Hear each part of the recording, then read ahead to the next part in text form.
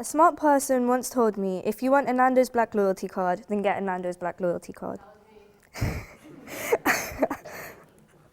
I tried my best before realizing what it was and how unlikely it would be for me to ever get one myself.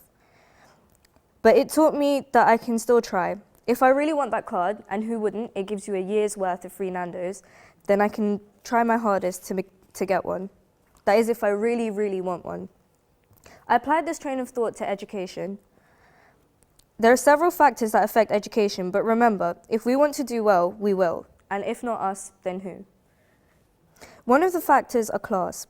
Even though some may argue that class no longer exists in Britain today, I believe some form of it does. Looking at what opportunities are available to us, we can see the emergence of a new class of the precariat. This is a group of people who are forced into unstable, low-paid jobs in today's society. Rest assured, Eton alumni are unlikely to ever be part of such a thing. So how can class ever be deemed as relevant? It definitely plays a part in how well we do, both in school and in life. Regardless of your opinion on the class debate, our backgrounds definitely play a big part of what we are and who we grow up to be. Hart and Risley are two American researchers interested in how the backgrounds of different children affect them. They looked at the number of words heard per hour by children from different backgrounds. Children from families on welfare heard, on average, 616 words per hour. Children from working class backgrounds heard, on average, 1,251 words per hour. And children from professional families heard, on average, 2,153 words per hour. The gap between kids on welfare and their more affluent counterparts feels more like a chasm. But like I said, class isn't the only variable in question. Another key factor which affects our success in education is pressure. Time for a little bit of audience participation. Who here has ever felt pressured by their teachers to get a top grade?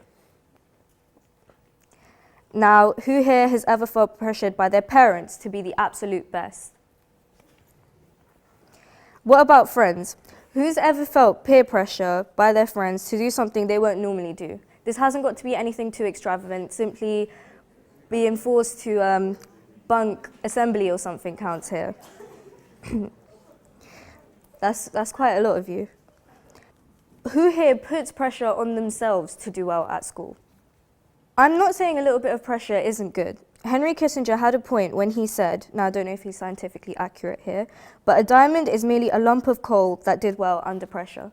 I admit to being guilty of this. Even though I'm fortunate in having such a liberal mother and the constant support of my close friends and family, I still put a lot of pressure on myself to do well.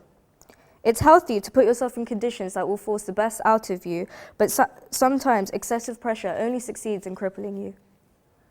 With our futures in the making, we can't give in to this. If not now, then when? If not us, then who?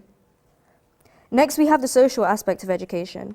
Bullying exists, whether it's physical, emotional, or cyberbullying. Not only do we have such high expectations to contend with, but some people have to deal with bullying too. We need to invest time in teaching young people about the true dangers of modern bullying, instead of reciting outdated common tales. This is all without the obvious effects of trying to keep up with the constant changes in our academic world. The introduction of linear exams have us blindly memorizing information instead of truly understanding what we're learning at school. Understanding course content, making notes, revision materials, specifications, past papers, and the eternal promise of further reading. But we shouldn't complain about this. We should be grateful that we have all of this knowledge available to us, adding to what we can potentially become to finally put an end to these ever-growing cycles of deprivation. I hope we flourish in this meritocracy. Progress should be based on hard work and nothing else. Remember, we reap what we sow. If we don't put in the effort now, then who will? Even though there seems to be so many different barriers to achievement, they can still be overcome. We can manipulate our experience of education to make it the very best it can be. There are certain keys to success, so to say, that we can easily follow. For example, try to find a balance between our social and academic aspects of life. Establishing a good support system is really helpful, but we should refrain from getting too distracted. Next, we should prioritize. Once we know what we're aiming for ourselves, it gives us the clarity to take action, which is the last aspect, to be more proactive. We remain blessed to know that if we're persistent in our hard work, we're only helping secure a better future for ourselves. If not us, then no, we are the future. We can pave our own way forward. Forget the cliches and absorb the fact that so many boys and girls fight oppression and succumb to death in order to get just a fraction of what we have today. Remember, if you want a Nando's Black Loyalty card, then get a Nando's Black Loyalty card. If you want to succeed as much as you want to breathe, then one day you will.